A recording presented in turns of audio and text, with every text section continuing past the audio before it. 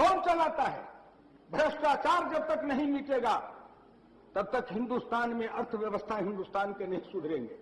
मैं फिर कहना चाहूंगा कि गांव के गरीबों के लिए तो इतने गिना रहे थे श्रीमान, लेकिन सरकारी बैंक और गैर सरकारी नए पुराने बैंक उनके 2,13,352 करोड़ रुपया एनपीए खाते और बट्टे खाते में डाल के जो माफ कर दिए हो, ये 2,13,352 करोड़।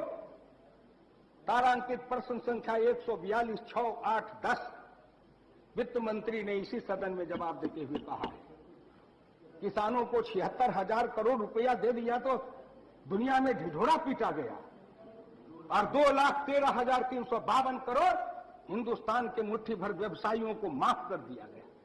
क्या ये पैसे लेके उन बच्चों को रोटी नहीं दे सकते थे? उनको कपड़े नहीं दे सकते थे? उनके पढ़ाई पर खर्च नहीं कर सकते थे? हिंदुस्तान के ये मुट्ठी भर लोग देश को लूट रहे हैं, और वो क्यों लूट रहे हैं उससे आगे आइए, उससे आगे मैं बता दूंगा श्रीमान। इस देश में गैर सरकारी संगठन है, वो कौन है?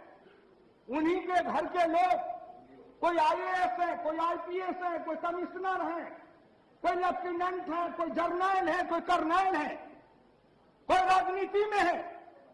बाप बेटा दलाल, बैल का दाम 12 आना, अफसर बन के ऑफिस में बैठा है, उसके घर के उनकी पत्नी एनजीओ बनाती है, उनके परिवार के लोग एनजीओ बनाते हैं, और बाल कल्याण के नाम पर, महिला विकास के नाम पर भारत सरकार का पैसा जाता है। कहां गया कस्तूरबा गांधी के नाम पर बने हुए स्कूल का पैसा?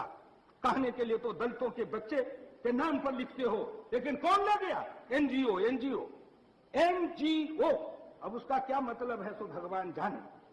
इसलिए आपसे मेरी विनम्र प्रार्थना है, ये एनजीओ चलाने वाले केवल 2005-6, 2006-7, 2007-8 इसी सदन में सरकार ने स्वीकार किया है विदेशों से 28,876.90 करोड़, और शिक्षा के नाम पर 7,229 करोड़। इतने रुपए 144 विदेशी देशों से लाए हैं, लंका से, बांग्लादेश से, घाना से।